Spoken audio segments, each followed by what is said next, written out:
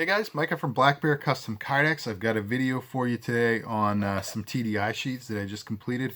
To those of you who just got a big batch of my TDIs, all the guys that, probably 15, 20 of you guys, I just sent them out 3 or 4 days ago. Most of you guys have had them, have received them by now. But anyway, I'm sorry I didn't get any pictures or videos for yours because I was just in a hurry to get them all out the door. They were already a little bit behind schedule. So anyway, I have a couple more to complete that entire batch, and these are right here. So I'm just going to talk to you really briefly about, I have my total go-to standard style here and something a little bit new that I'm trying out. So basically, this is the 2-inch TDI. This is the most popular one. This is the single most popular knife in terms of my Kydex sheaths. I get more orders for this 2-inch TDI sheath than for pretty much all my other stuff combined. Maybe the paramilitary 2 auto deploy sheaths come into the picture a little bit, but these are by far my most popular at the moment. So I just wanted to give you guys a quick preview and show you a couple different things. So one thing with these, they're durable. They can withstand a fall. All right. So anyway, you get really good retention. You're not going to have any rattle, no play, and you're going to have this nice ballistic one-handed draw. Basically, the function of a ballistic draw is that, you know, obviously the sheath is going to be attached to your belt, so it's not going to go flying, and so that fun is taken away. But you can see that kind of springy action when you draw your knife. And not only does that help you get the knife out smooth and clear, but it also helps you just kind of delineate. It's a point of delineation between secure and usable. And you want to make sure with all of your gear that you can feel it snap into place and you get that positive click, positive retention, so you know that it's safe to let go and that your stuff is secured, your knife is secured in its sheath, and you can move on. So anyway, that's important. And I've recently been, I don't want to say it like it's some huge hot topic or something that everybody and their brother is talking about, but there is a large group of people that have been kind of, you know, either for or against me with my TDI designs. And their big, you know, the con they think is that your finger can't get deep enough into this groove. You can see that, you know, maybe a half a centimeter or something. It's going to be like, you know, 2-3 millimeters that you have daylight in there when you draw. And I've discussed this before, I've addressed it before, that I just recommend, if you are really that concerned with it, you don't get a death grip and put your finger, you know, fix your forefinger permanently to the position where you're not going to be comfortable using it and you have to readjust. That said, what I actually suggest is just leave your finger a little bit loose, push up into a good grip, and when you draw, you'll complete the grip and your finger's going to be where it needs to be. That's not a big deal. It's not difficult to do it. It's just kind of natural. And, you know, the other thing is, if you do get a full grip or a permanent, whatever, you fixed grip on it where it's at into the sheath, and then draw and you have to readjust, I'm going to do that, and I'm just going to show you that you can't even see that motion because it's so subtle, it's so small, it's so fast. You don't have to worry about, you know, I just don't think that you're going to have to actually, you know, react in those milliseconds between removing and readjusting. And honestly, by the time the tip of the knife clears the sheath, I'm already adjusted. So you're not going to be able to use your knife anyway in the time it takes you to have adjusted. Like, that's not a concern.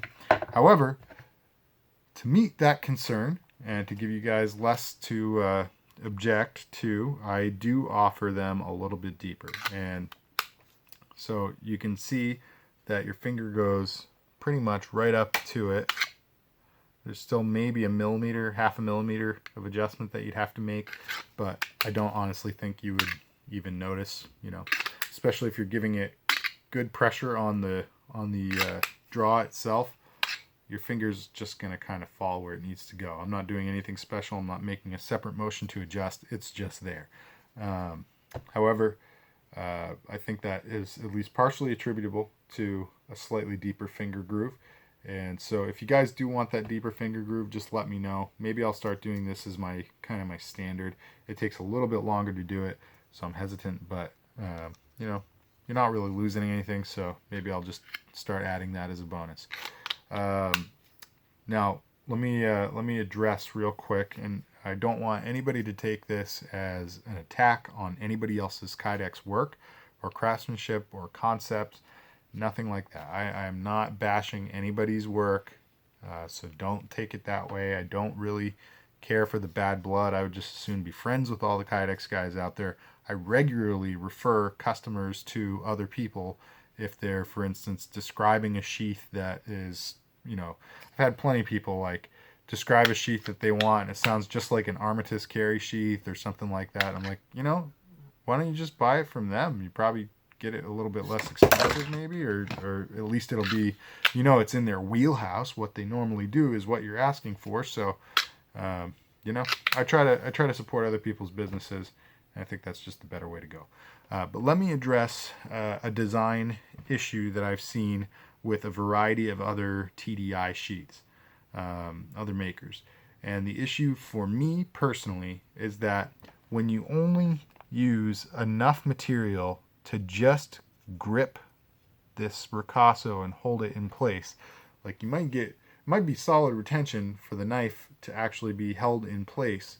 However, you know, you can see in videos and reviews on these, when you go to put it back in, you have to like really compress it to get the sheath back in, because part of good retention comes from this sort of hourglass shape. So you have the bulb that is the ricasso itself on the knife, and I'm talking about here, this section of the knife right here, where the transition from blade to handle.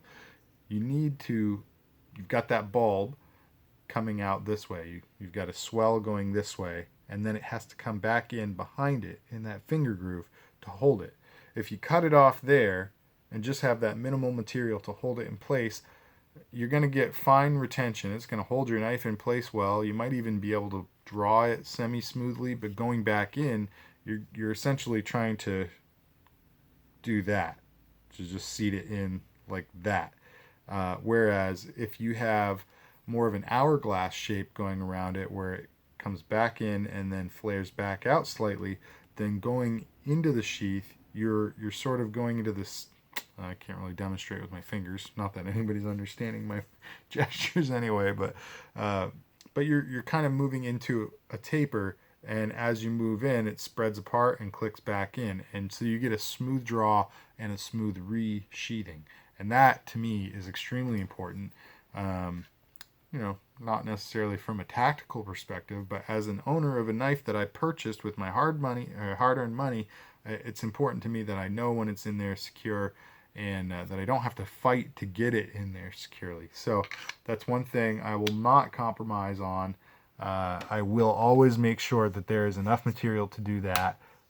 That said, my tolerances are getting a little bit smaller, finer, and like I said, I don't think you really lose anything with this particular level of scalloping out that finger groove. So there you go. So that's that. These sheaths are going to... This one's going to Mike. I know that. Mike's been waiting a few months for his sheath. This particular pattern that he's been wanting me to use has been out of stock at Holster Builders. So every time I've gone there for like 3 months, it's been out of stock. But I finally got my hands on a couple sheets, and Mike is finally going to get his TDI. So there we go. All right, real quick, I'm going to walk you through. There are some other TDIs in the series. These are the ones that I own. So if you are looking for TDI or sheath for a TDI and you don't want to mail your knife, these are the ones that I can make ready to ship. So we have obviously the 2-inch. This comes in plain or serrated. The serrated knife will fit into a sheath that I make for the plain edge. So this is my molding prop for both. You also have the large TDI. This is the 3.5-inch drop point. I think it only comes in a plain edge. I don't think there's serrated on this one. Then there is the 3.5-inch Tonto, which only comes serrated, no plain edge, as far as I recall. And then there are the Hinderer series. These are designed by Rick Hinderer and produced by K-Bar. And we have the Hindrance and the Hellfire. So all these are TDIs.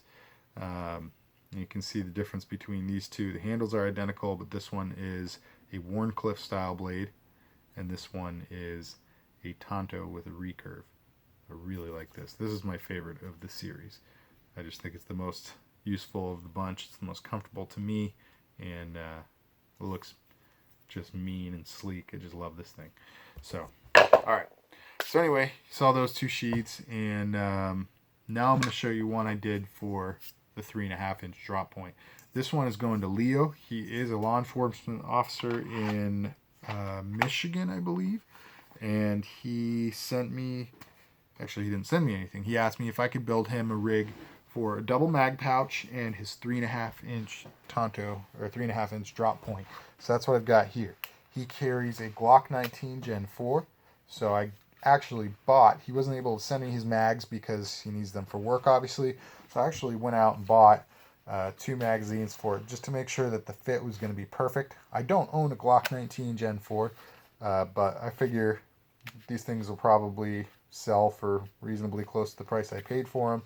And maybe I'll just make a little double mag pouch for those and try to sell them on eBay or something. So in any event, they are oriented. You can see I got my firearm here. They're oriented so that all you have to do is pull them out. They're rounds facing forward. Pull them out, turn them, slap them in your gun, and you have successfully reloaded. So you don't have to do anything with turning, flipping the direction or anything like that. It's just draw, slap it in the mag well, and you're good to go. The retention on it is adjustable via these 2 screws. I would recommend, you can adjust them individually, but I would recommend trying to adjust them the same increments each one, just because it can create these kind of weird, uneven feeling draws on your magazines. They are right about where I would have them if I were, this is probably where I would just always have them. It's a little bit, you can feel that they're being held securely, so they're not just going to, slide out super smooth. You can see there's a little bit of tug. I'm lifting the magazine. You can see my belt moving, but it's not hard to get them out. So I think that's probably about the right amount of retention for me. Hopefully that's good for you too, but if it's not, you can loosen or tighten down these screws. They can only come out a little bit further before you'll actually disconnect the male and female screw from one another. So, you might actually even find that taking them out gives you the best retention for you. So just mess around with that, Leo, and see where you like it. But I think this is probably going to serve you pretty well. So we also have, obviously, this 3.5-inch. He asked for it to be in front of the magazines in reverse grip. It's in a really comfortable position. And the whole idea with TDIs is that they were designed for law enforcement officers so that if you're ever in a situation where a culprit is trying to pull your sidearm off you, you can defend that sidearm, or maybe even just try to hold it in place or whatever.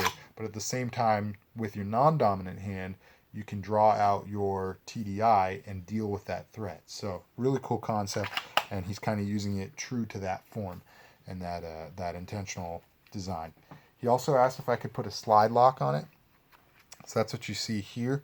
And I'm trying something different with the slide locks with some metal washers on them, just so that it slides a little smoother, but you also get a little more width, which means you can adjust the compression with the screws. So to me, it's important to have that sort of, I would rather have to work a little bit harder to move and slide the device than have to worry about the screws, unspooling and coming loose. So anyway, that's what I've done here. So if you see a little bit of shine, those are metal finish washers there. How this slide lock works, when it is slid all the way up toward the handle, you'll feel it click into place. Here, actually, let me, you heard that click? I'm going to slide it all the way up and let you hear the click at the top. You hear that? So once you've clicked it up at the top,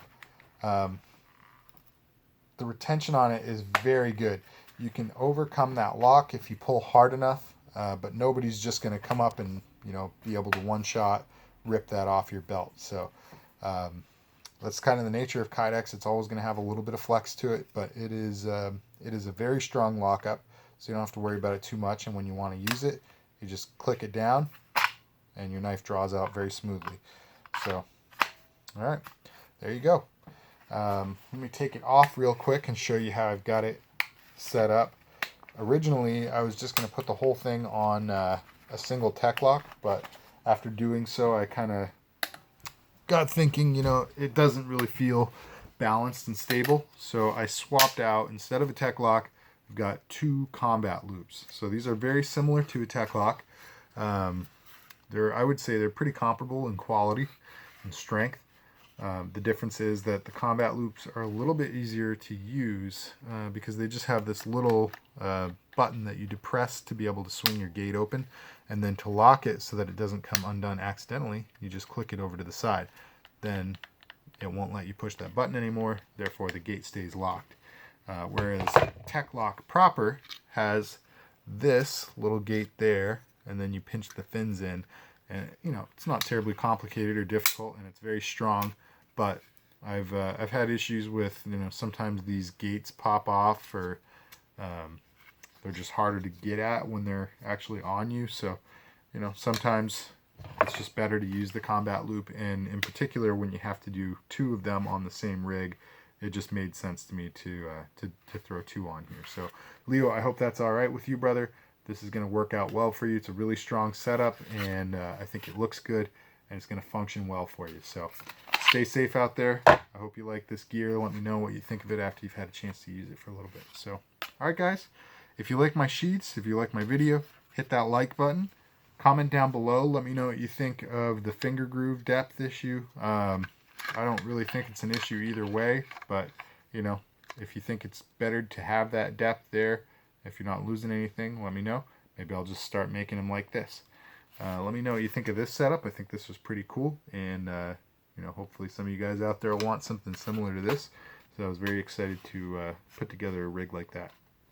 So, all right, guys, comment down below, share it with all your buddies. I appreciate you sticking around for all my rambling, 17.5 minutes.